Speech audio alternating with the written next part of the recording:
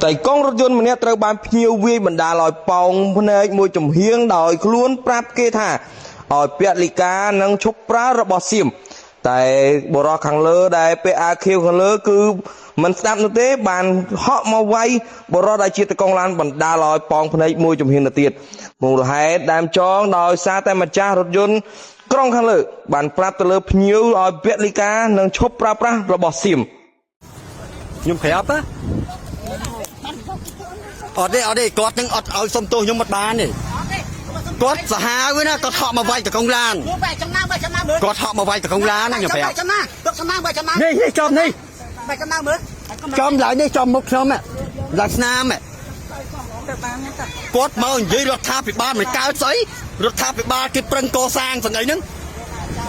និយាយស្អីគេមិនបាត់គាត់ហ៊ាននិយាយអញ្ចឹងបាទមិននិយាយឲ្យហែកហ្នឹងមកថាគេប្រភ្លឺគេស្អីហ្នឹងបលីអត់បញ្ហាខ្ញុំមិនខ្លាចទៅបលីប៉ុន្តែបលីនិយាយចេញមកឲ្យសមរម្យមកនិយាយគម្រាមទៅកងឡានវាយសើញ៉ាំហៅខ្ញុំមកភ្លឺបើកឡានមកចវិតឯណាណៃហក់មកវាយខ្ញុំទៀតភ្ញៀវវាយកងឡានមើលចំណាឡើងហើមហ៎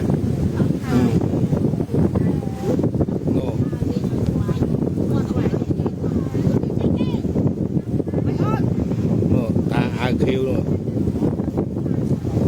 គាត់ជ្រុលយំមួយថៃ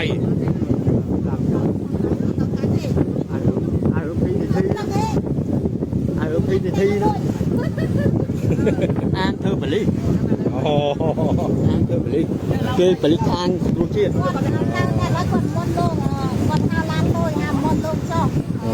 តារៀនតាហ្នឹងគាត់ទៅមួយថៃគាត់កងឡាននិយាយរឿង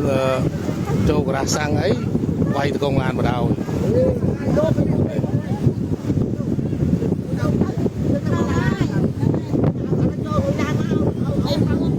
ឥឡូវធ្វើម៉េចហើយឥឡូវម៉េចហើយសម្រាប់ម៉េច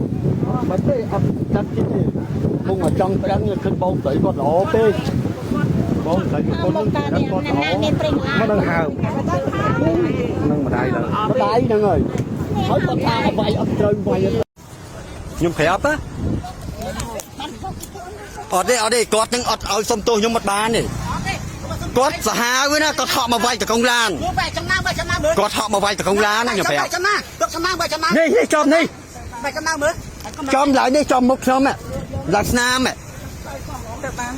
គាត់មកនិយាយរដ្ឋាភិបាលមិនកើតស្អីរដ្ឋាភិបាលគេប្រឹងកសាងស្អីហ្នឹងនិយាយស្អីគេមិនបាត់គាត់ហ៊ាននិយាយអញ្ចឹងបាទមិននិយាយឲ្យហែកហ្នឹងមកថាគេប្រភ្លឺគេស្អីហ្នឹងបលីអត់បញ្ហាខ្ញុំមិនខ្លាចទៅបលីប៉ុន្តែបលីនិយាយចេញមកឲ្យសមរម្យមកនិយាយគម្រាមទៅកងឡានវាយសើញ៉ាំហៅខ្ញុំមកភ្លឺបើកឡានមកចវិតឯណាណៃហក់មកវាយខ្ញុំទៀត